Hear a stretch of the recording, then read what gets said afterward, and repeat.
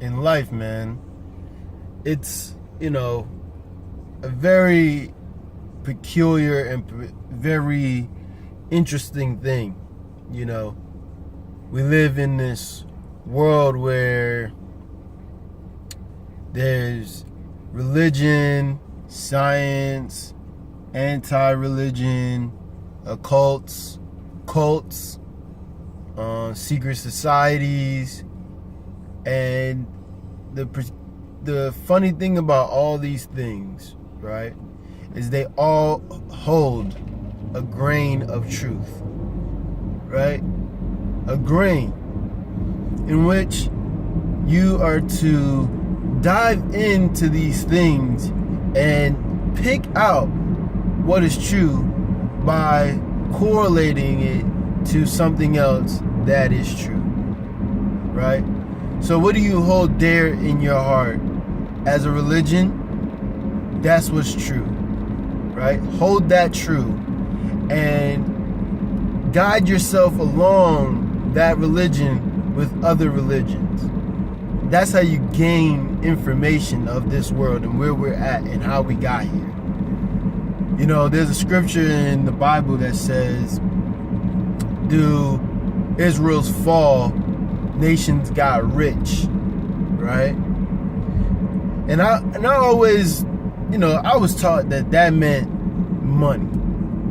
That meant gold, jewels, diamonds, the metals of the world. That's what I thought. And as I started studying more stuff, like the Quran, the Mahabharata, the Zoroastrianism, Buddhism, I started to learn there's a lot more to this than what I thought. And what I realized was, it was information. It says, man shall be more precious than gold, right?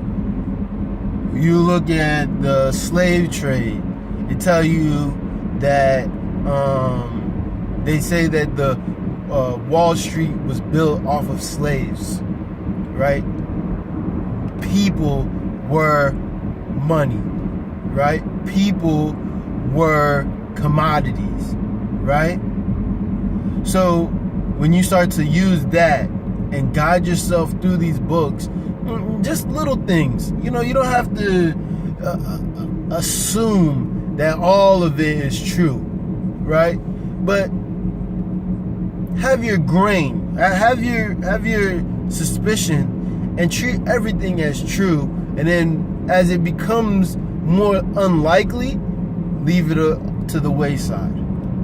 This is how you're supposed to do research. This is how you're supposed to find information.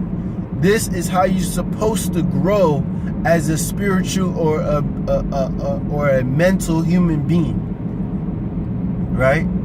I would ask, the Most High, what is spiritual? What is a spirit? What is spiritual things to how do I compare spiritual things to spiritual things? And then I got the answer. I asked them what happened to the tribe of Dan. Got the answer.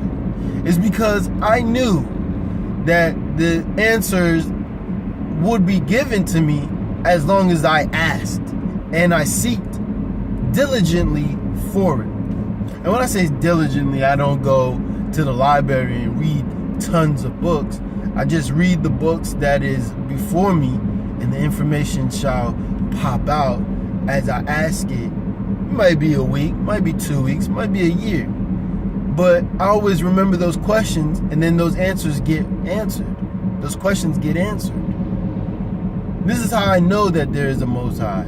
This is how I know that there is a supreme being in the world or in the universe. When it comes to the flat earth situation, and it comes to realms and planes, that's another interesting topic upon what we are living. It's very interesting. But I'm not opposed to learning anything, or opposed to learning how this all works. You know, each religion doesn't have 5%. It might have about 50. It might have. It's hard to give a percentage of what each religion has, right? Because Christianity might give you this amount of information, and then this one might give you like this much, or Buddhism might give you this much, and then the Mahabharata might give you this much. You know, I'm not saying that's what it does. I'm not saying that's what it is. I'm just saying you can't really gauge how much information is out there. You just have to take it in, right? Like, okay,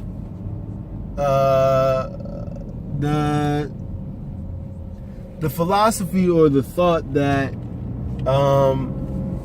people reincarnate, that's not a mutually exclusive thought, which I always thought it was. I thought it was you go to heaven and then you go to hell.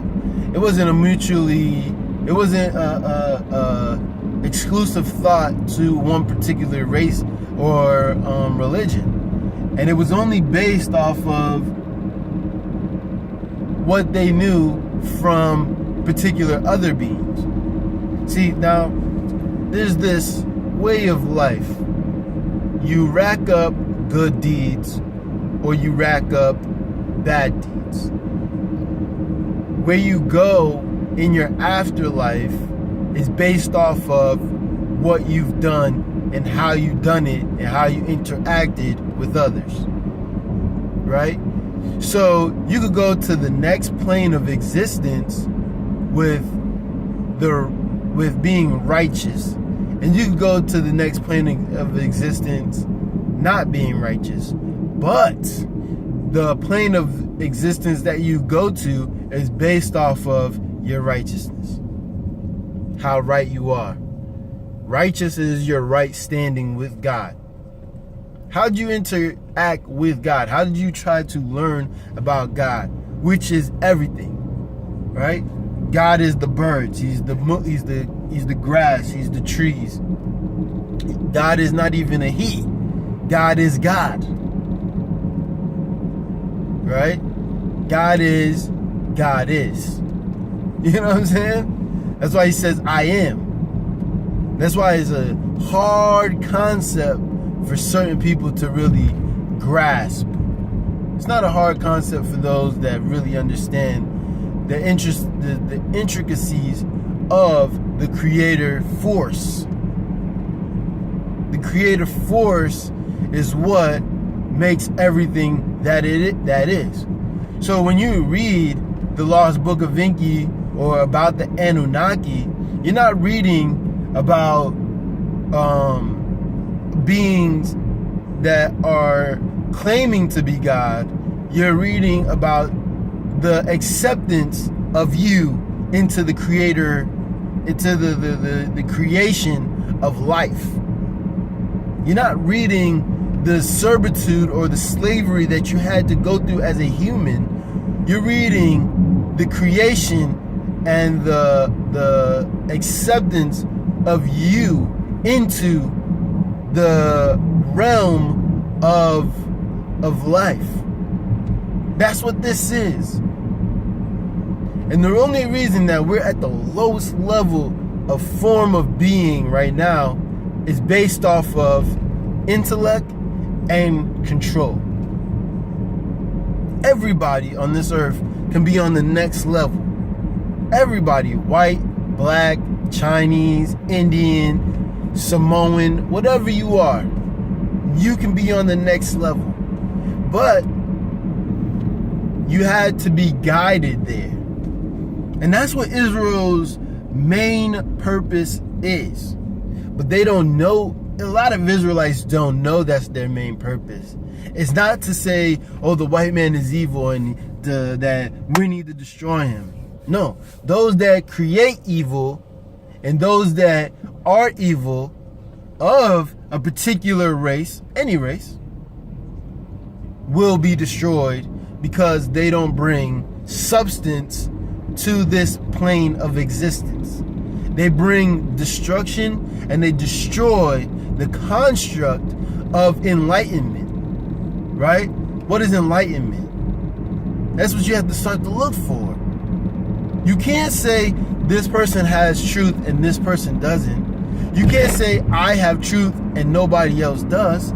You can't say those things.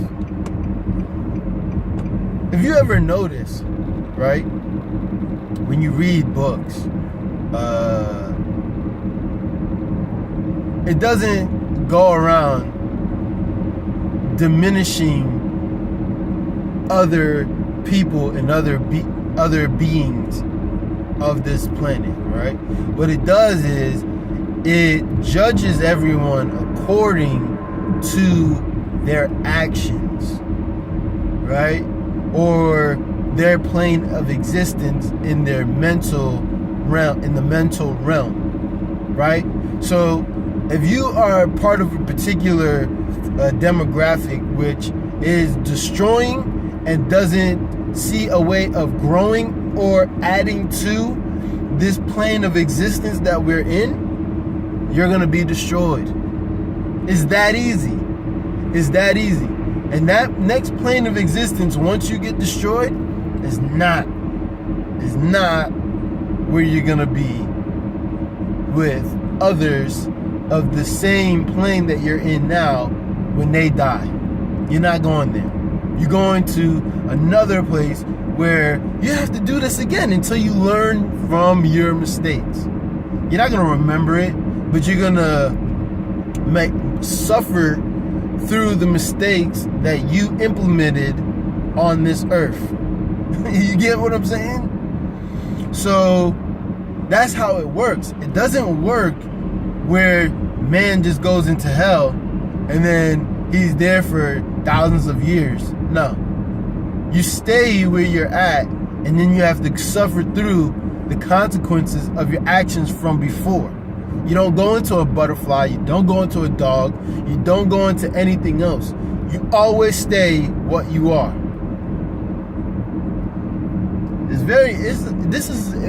It's an enlightening situation once you start to read what happens. This is why Christ says the angels don't give and take in marriage in the way that you do. They don't. There's higher beings than us that give and take in marriage in different ways. Right? There's another plane of beings that give and take in marriage in a totally different way than the beings above us. This is enlightenment. This is the answer to the situation. And when you call somebody a devil or another entity or another being a devil, you're not saying he is evil or he is whatever. He's not evil or demonstrative to the whole cosmos. He is just not in right standing with God. He's just an adversary to God. There is no good and evil. Everything is based on context or the content of your spiritual being that is your mental. I talk in these circles because I want people to understand what the universe is. It's a mental construct. It's mental. Everything that you see is a mental construct. In order for a car to be made, somebody had to mentally see it in their head, right? They had to mentally think of it in their being, right? Then they had to find a way to get the tools or the materials to manifest that thing into existence. Now, we're more of a material being, where we have to look for the material and construct it ourselves. Now, there's other levels where they can, manipulate material beings and do it themselves, no problem, without even putting a hand on it. But then there's beings upon that. But the highest beings which created all of this, right? which created the earth, which created the universes, they started out as,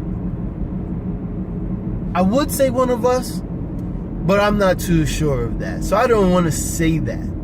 You get what I'm saying? A lot of things that I've read says they have, but a lot of things that I read doesn't say they started off like this. It's just that they were always as what they are, right?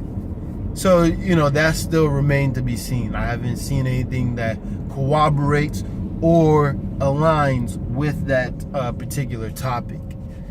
But they had to learn as well. And all of us are the creation, the part of the creator, and we experience the world for the creator.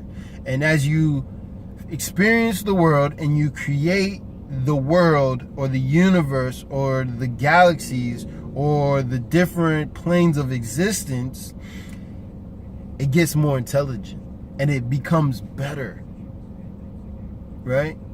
So we live in this plane of evilness and self-grandiose existence of materialistic things, which we shouldn't, right? I should be able to be free from another person's will. So should you. You shouldn't follow me or listen to me because you think I'm a great teacher, or because you think that I know more than you. You should follow me because you know that I'm going to show you how to become like me, or have the knowledge that I have, so that you can bring up more people and we all become more of a mental society where we think more than we do, right? When I say think more than we do, I'm not saying we're not going to work. I'm saying that we are more of mental and more of an aware being than we have been. We're not aware anymore. We're not aware. That's what a being awake is. You're aware of your actions. You're aware of your consequences. You're aware of your thoughts. You're aware of how you're doing things. You're aware of other people's manipulative ways. That's what it's about. It's not about saying I'm awake and I'm just gonna, I'm awake and I'm just gonna fight against oppression. Do you know how to fight? You know how to fight against oppression? Do you know? By being aware of it and avoiding it, not fighting it. Because when you fight oppression, it makes the oppressor mad. And when the oppressor that has more resources and access to more things than you, he can destroy your fight before you even started. So how do you fight oppression? By avoiding it and creating outside of it. That's how you do it. Because now they have no control of what you do or how you do things. Because now you are avoiding their system of control. That is that simple. It's that simple. But, people, they sit and they like to debate and they like to talk big game. Big game. It's very interesting. I know I'm all over the place with this because I want to put a lot of everything into this video so that I can guide people along so that they can see where I'm going to be going in the future. I'm going to start to dissect a lot of the things that I say so that people are able to start to gain the knowledge that I have obtained from the higher beings, like Christ, like the Most High. The Most High is the Father of Christ. And he's not even a father. He's more of a, listen, anyway, remember, you are the creator. You are the creation of the creator. That's what makes you unique to the other beings. They are also part of the creator, and they are also the creation, but they are not aware of the creator's actions, and that is what makes them mad at you, because now they're starting to learn that you're better than them in a lot of different ways. But anyway, listen, I've said a lot, I've told you a lot, I've tried to show you, I showed you a lot, but in next video, in future videos, I shall be dissecting a lot of the religions and how they correlate. I'm going to be dissecting a lot of the religions and a lot of the death and hell and heaven and all that stuff. I'm going to start dissecting a lot of that, and then I'm going to be dissecting the righteous cause and the wicked cause. And I'm going to be dissecting how there is no good and evil, right? There's just planes of existence and planes of mental awareness. And those are what guide you between the two of good and evil, okay? They're both on the same plane, but you're more polarized towards whatever side you gravitate towards. So, hey, I'm Furious Black. I'm not only for Israel, I'm for the whole entire world. Yes, Israel is first, and they are the elect in the capacity of that they have to teach the world how to be on their level. But other than that, that's it, man. We got to figure it out. Well, I would say we all got to figure how to become better beings, not human beings, but beings in a cosmos of that is teeming with life. And they don't come here because we're way down on the spectrum of spirituality. And spirituality is your mental ability to be aware. That's all. And they don't want to deal with that, especially if they're good beings or righteous beings. So I'm Furious Black. I'm gonna be dissecting all of this stuff as time goes. If you guys like it, subscribe, share my videos, and thanks.